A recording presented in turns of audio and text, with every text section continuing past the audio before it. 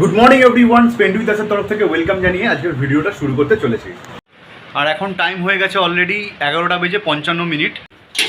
বাইরের ওয়েদারটা জাস্ট এরকম, কিছুক্ষণ আগেই বৃষ্টি হচ্ছিল, এখন আবার রোদ উঠেছে।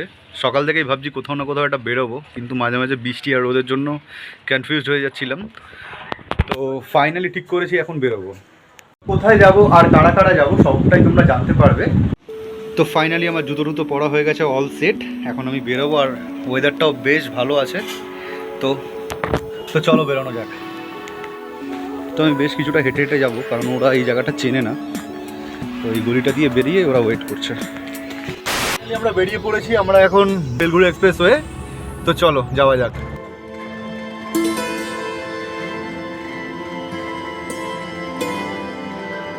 এখন দক্ষিণেশ্বরে চলে এসেছি। এই জায়গাটা হচ্ছে দক্ষিণেশ্বরের আইল্যান্ড, আর সামনের দিকে কিছুটা গেলেই পড়বে হচ্ছে মন্দির। আর ওই যে দূরে দেখা যাচ্ছে ওটা হলো দক্ষিণেশ্বরের স্কাই ওয়াক, ওই যে দূরে দেখা যাচ্ছে যেটা। তো আমরা আস্তে আস্তে দক্ষিণেশ্বরকে বাই বাই করে বালি ব্রিজের দিকে এগোতে শুরু করেছি। আর আজকের জার্নিটাতে আমরা 3 বন্ধুরা মিলে যাচ্ছি। এখানে শর্মিষ্ঠা যেতে পারছে না, ওর শরীরটা একটু খারাপ আছে বলে। তো আমরা এখন চলে এসেছি হাইওয়েতে। এই রাস্তাটা দিয়ে সোজা যে বাঁদিকে চলে যাচ্ছে, এই দিক দিয়ে চলে গেলে হবে কোলাঘাট, আর আমরা যাব ডান দিকে সোজা। তো আমরা চলে এসেছি ওল্ড দিল্লি রোডে।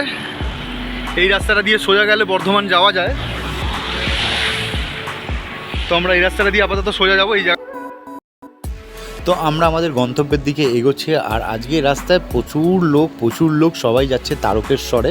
এই রাস্তাটা দিয়েও তারকেশ্বর যাওয়া যায় খুব ইজিলিভাবে। অ্যাকচুয়ালি এরা সবাই শ্রীরামপুর থেকে জল তুলতে যাচ্ছে, তারপরে ওখান থেকে তারকেশ্বরের উদ্দেশ্যে বেরোবে। আমরা চলে এসেছি চন্দননগর স্ট্যান্ড ঘাটে।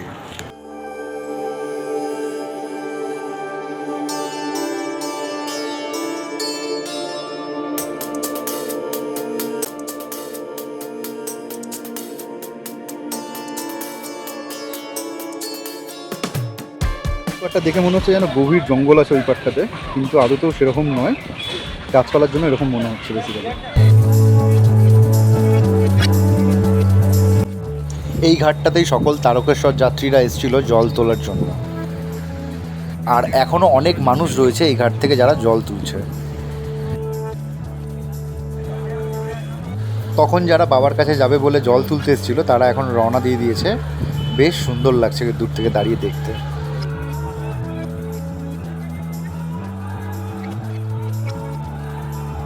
আমরা এখন হাঁটতে হাঁটতে চার্চের দিকে যাচ্ছি।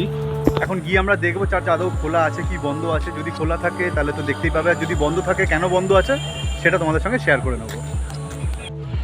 তো এই চার্চটার নাম হলো সেক্রেড হার্ট চার্চ। এর টাইমিংটা পুরো এখানে দেওয়া রয়েছে, তোমরা একটু দেখে নিও। এখানে সব টাইমিং দেওয়া আছে, কখন এই চার্চটা ওপেন হয় কখন ক্লোজ হয়। লোকেশনটা ঠিক এরকম।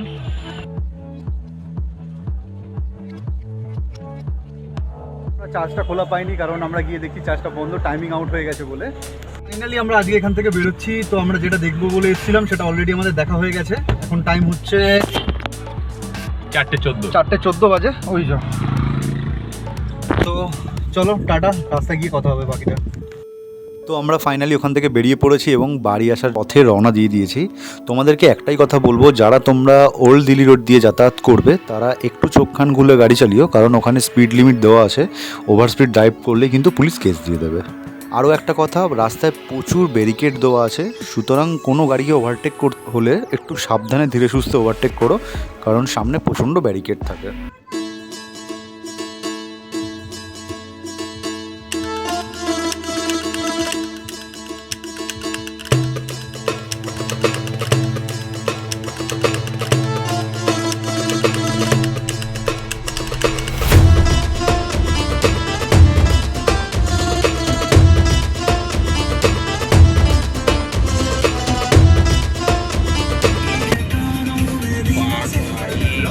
আজকের ওয়েদারটা সত্যিই দারুণ। কখনো কখনো রোদ উঠছে, আবার কখনো কখনো ঝিরিঝিরি বৃষ্টি হচ্ছে। মনে হচ্ছে রোদ বৃষ্টির খেলা হচ্ছে।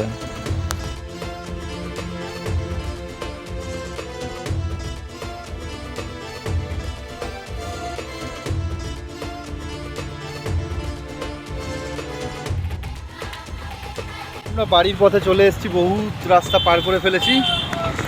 এখন একটু চাটা খাবো, তারপরে বাড়ি যাবো। ভেবেছিলাম তো জ্যামে পড়বো না, কিন্তু কিছুক্ষণের মধ্যে চলতে চলতেই হঠাৎ করে জ্যামে দাঁড়িয়ে পড়লাম আমরা সবাই, আর বাইরে থেকে মায়ের মন্দিরটা একবার দর্শনও করে নিলাম।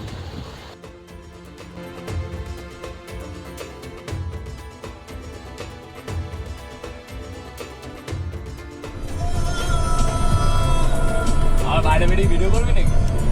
না না, এবার লেগে যাবো। কাজ কর।